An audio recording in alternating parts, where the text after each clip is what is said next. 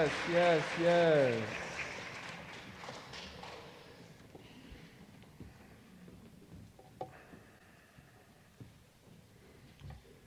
All bets are off now. Starting yesterday, 2 days after Thanksgiving and the day after Black Friday, we can no longer deny it. We can no longer pretend it's just a fact now. Christmas is coming. I don't know about you, but it sometimes feels to me as if Thanksgiving isn't just a holiday, but is also a portal, an opening into a wormhole that travels through time and space, connecting the last Thursday in November with the 26th day of December. Between now and that day, there is mostly just blur, a red and green haze of some songs and some sweaters and some to-do lists. Very often this is true, I think, because we make up our minds pretty quickly what Christmas is all about. We think we know how its story will go. It's a story that involves giving away presents and drinking eggnog. It's about our favorite Yuletide movies run on repeat. It's a story of silly parties and awkward meals. It's a story that will require you to rub shoulders with family you spend most of the year not talking to. It's a story of happy children, or it's a story of deep loneliness. At least part of why this time between Thanksgiving and the day after Christmas seems to move so quickly then is that many of us have already reached a conclusion about what the story will be like or feel like or look like. By this time, we've already decided that this Christmas will feel hard because it will be the first without that loved one. By now, some of us are already certain that this Christmas will feel wistful because it will be the last one we celebrate before that big move.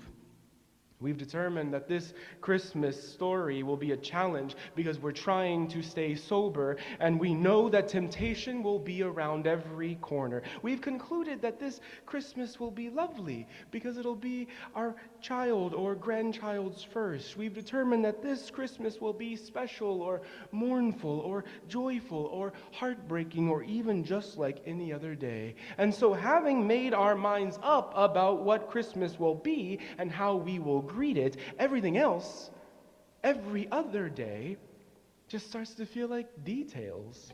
A rushed blur that fills the space between now and the day after then.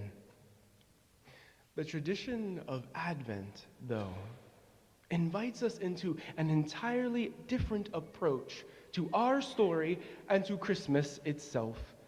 It says, to all who are willing to listen, even to we who know how the story goes, we who know about the inn and the manger and the baby, Advent says, even to us, you may think you know how it all will happen.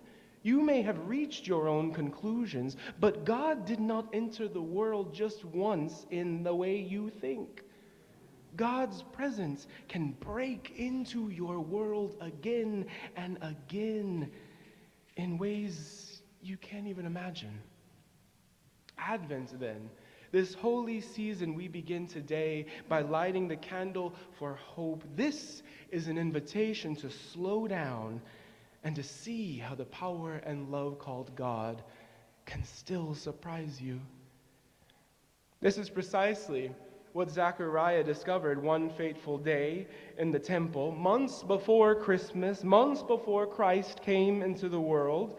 Zechariah was a priest in Roman-occupied Judea, and in those days, the priests rotated the task of stepping into the holiest place in the sanctuary and offering incense to God.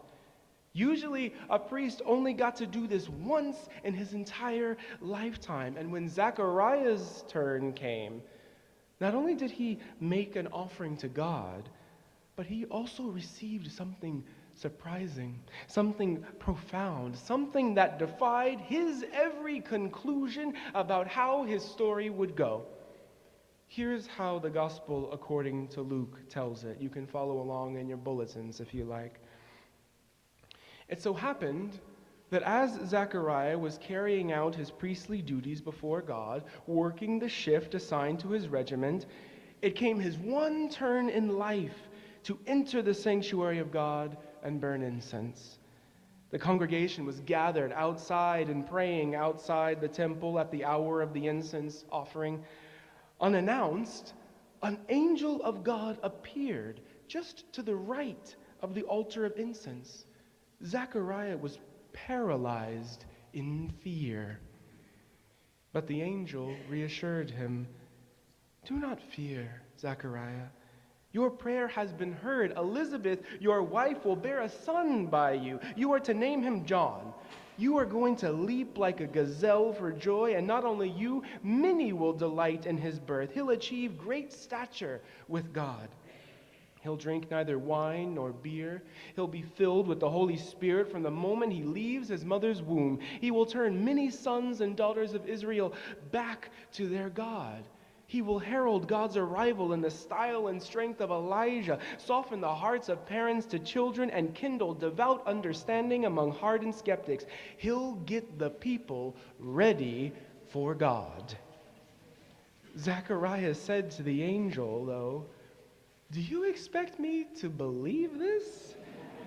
I'm an old man, and my wife is an old woman." But the angel said, "I am Gabriel, the sentinel of God, sent especially to bring you this glad news. But because you won't believe me, you'll be unable to say a word until the day of your son's birth. Every word I've spoken to you will come true on time, God's time." Meanwhile, the congregation waiting for Zechariah was getting restless, wondering what was keeping him so long in the sanctuary. When he came out and couldn't speak, they knew he had seen a vision. He continued speechless and had to use sign language with the people. Zechariah was doing his duty, performing his tasks, completing his work. He was living out his sense of his own story. And then a message came. A transformative word was spoken. A revelation broke through. And Zechariah, attached to his own conclusions of who and what he was, tried to push it all away.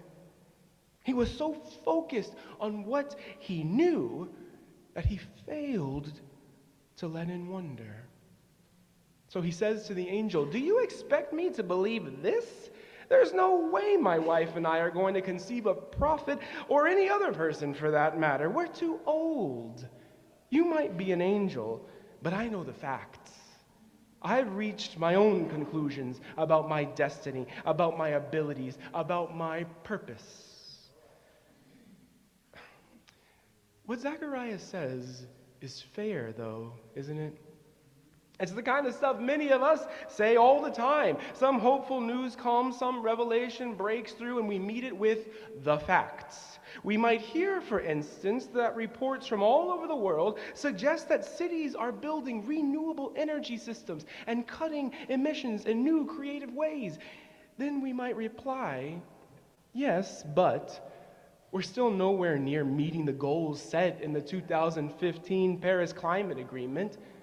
We might hear about a judge who ruled that Memphis crime rates are not, in fact, at disaster levels, so deploying the National Guard here violates the state constitution. But then we might reply, "Yes, but the state is appealing, and the Guard's still here anyway." We might hear someone we love say, "I've reached 6 months of sobriety and I feel prepared to keep on going." And then we think or say aloud, "Yes, but this isn't the first time and it's never lasted." The doctor says, "Your condition is improving." And then we say, "Yes, but we've been here before." Our denomination, the United Church of Christ, says, "Never place a period where God has put a comma." And then you say, "Yes, but I'm old, period. I'm busy, period. I'm not good enough, period." Good news comes. A new chapter in the story might be imminent, and then we say, "Yes, but here's my conclusion based on the facts." In so many cases, we are, like Zechariah, trying to be realistic. At least, that's what we say to ourselves. Sometimes, though, I think, like Zechariah perhaps, we might also be scared.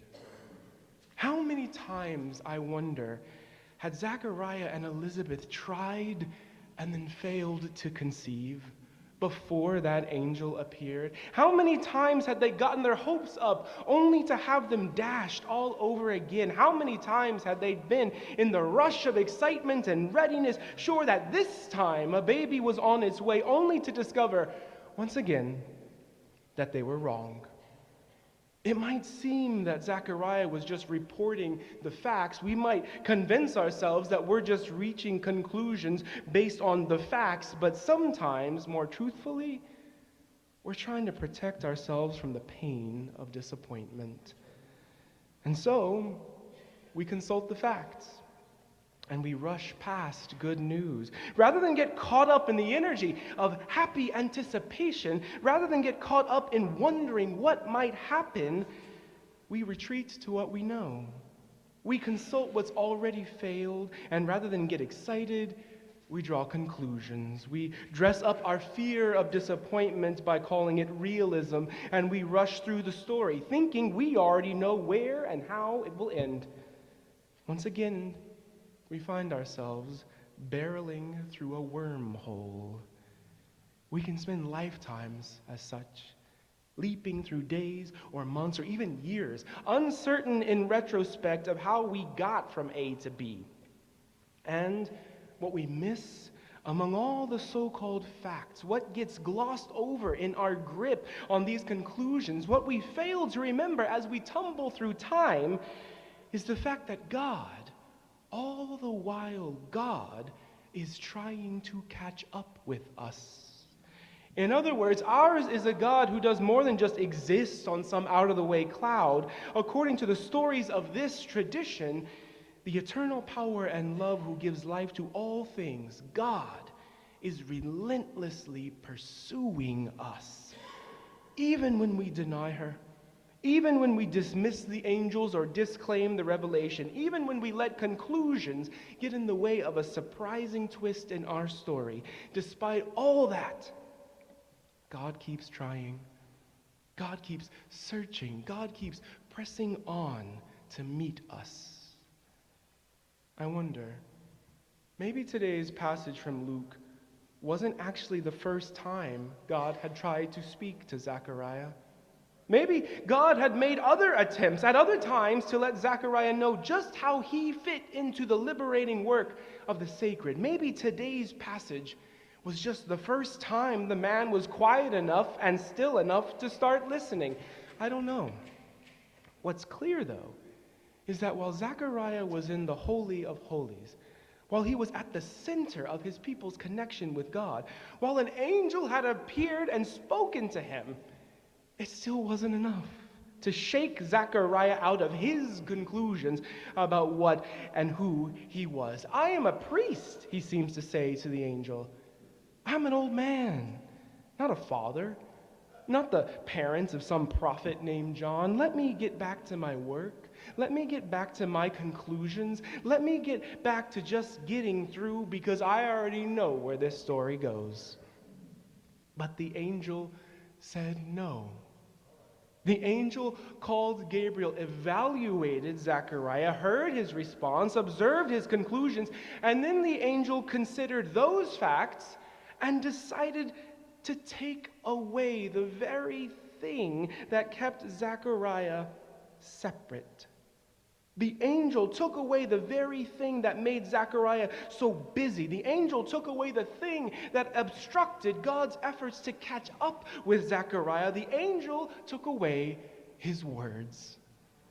Suddenly, Zechariah could no longer argue. Suddenly, Zechariah could no longer rush and rehearse his own conclusions. Suddenly, Zechariah had no more yes, buts. And so suddenly, Zechariah moved out of his own facts and fell into what the angel called God's time. Suddenly, Zechariah had to wait, had to wonder in quiet where his story was going. He had to bear witness to the miraculous, surprising ways that God was catching up with him finally. How might God be trying to catch up with and maybe surprise you? What in your life right now is keeping you separated from the power and love that longs to enter your world? What might happen if you put down the conclusions you're grasping and you let God lead the way, at least a little bit more? What if you slowed down, got centered, and gave way to wonder? This is the Advent Sunday for hope. And I suggest to you, friends, that hope isn't just optimism. Hope isn't just moving through the now to get to some better then. Hope, in many ways, is about waiting. It's about setting down your conclusions and wondering how God might surprise you. It's trusting that the God who liberates and transforms and brings new life doesn't just exist, but is longing for you, is searching for you, is trying all he knows to connect with you, even among all the hard facts of your life and this world. Advent reminds us that yes, Christmas is coming. The baby Jesus will be born. The question, though, Advent asks us is, can you practice slowing down in the meantime? Can you practice waiting and wondering? Even though you may know all the facts, can you get quiet enough so that God can catch up and surprise you? May it be so, and amen.